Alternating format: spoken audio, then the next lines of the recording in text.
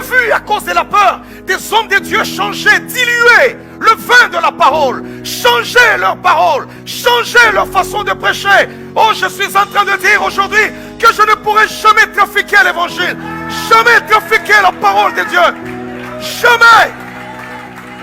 Jamais. Je ne pourrai pas. Si la Bible me dit dans cette Bible, si je lis la parole de Dieu, elle me dit que tu n'hériteras pas le royaume de Dieu, que les pécheurs iront en enfer. Je dirai ce que j'ai lu, je pécherai ce que j'ai lu. Je ne changerai pas mon discours. Non. Il y a des hommes meilleurs que moi qui sont morts à cause de la vérité. Comment ferons-nous à la fin du temps? Comment pourrons-nous nous tenir debout devant Dieu?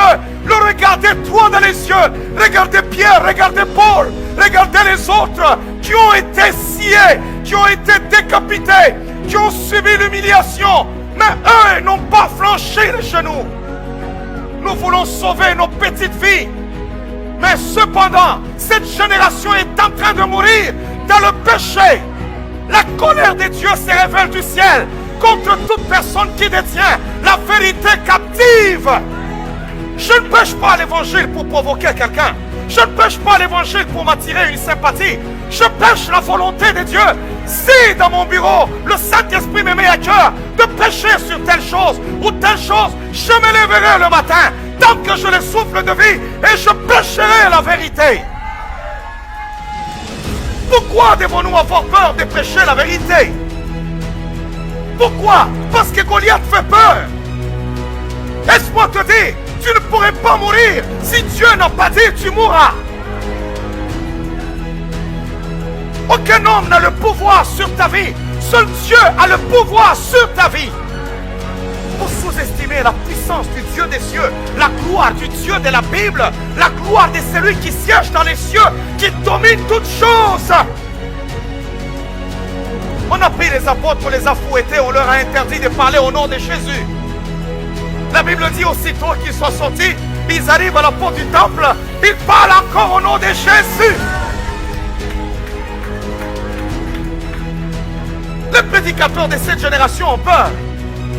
Peur de prêcher la vérité.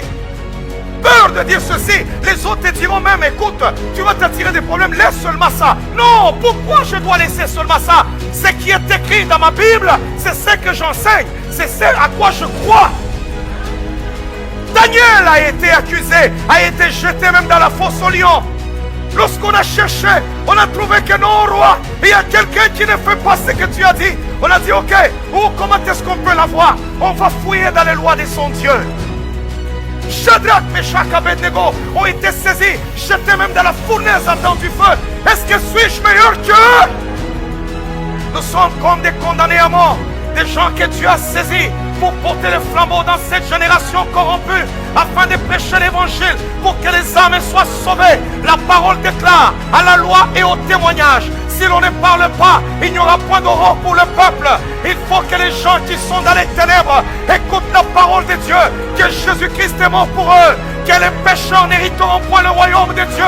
Jésus revient bientôt. L'enfer est une réalité. Il faut que les hommes de cette génération, les jeunes gens de cette génération écoutent cette parole.